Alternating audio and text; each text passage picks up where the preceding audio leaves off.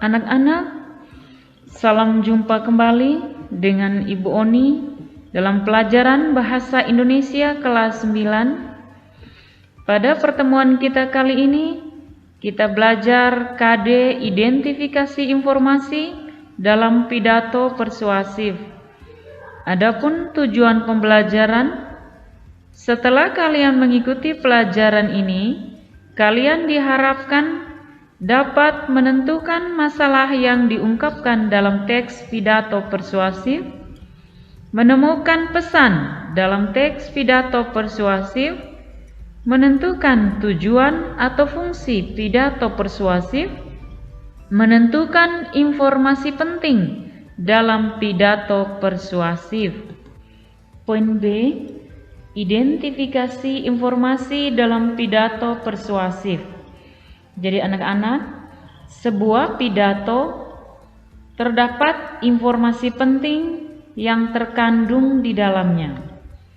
Informasi yang disampaikan dalam sebuah pidato bermacam-macam. Salah satu informasi yang sering diucapkan oleh para pembicara adalah ajakan. Ajakan tersebut disajikan dalam kalimat yang bersifat persuasif. Tujuan pidato persuasif. Pada umumnya anak-anak, pidato persuasif digunakan untuk memengaruhi, membujuk, atau mengajak pendengar atau audiens. Ajakan tersebut diperkuat oleh argumen-argumen yang disusun pembicara. Agar lebih jelas, perhatikan beberapa tujuan pidato berikut. Yang pertama, memberikan informasi kepada pendengar atau audiens.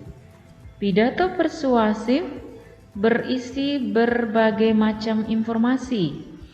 Informasi pidato persuasif digunakan untuk menguatkan argumen pembicara sebelum mengajak pendengar. Dengan informasi tersebut, pendengar lebih mudah memahami dari tujuan dan ajakan pembicara. Tujuan yang kedua, meyakinkan pembaca. Pembicara menyampaikan berbagai macam argumen agar pendengar yakin dan mempercayai isi pidato yang disampaikannya. Agar dapat meyakinkan pendengar, isi pidato harus benar-benar menarik dan benar. Menarik artinya dapat memancing perhatian pendengar dengan penyampaian yang menarik. Benar artinya dibuat dengan berbagai macam data yang sesuai dengan tema dan tujuan pidato yang disampaikan. Tujuan yang ketiga, untuk menghibur pendengar. Pidato persuasif dapat disisipi humor ataupun lelucon. Tujuannya untuk menghibur pendengar. Namun, dalam menyampaikan pidato, jangan sering menyampaikan humor yang berlebihan karena akan mengalihkan tujuan utama pidato, yakni meyakinkan, membujuk, dan menggerakkan pendengar. Tujuan yang keempat, menggerakkan pendengar.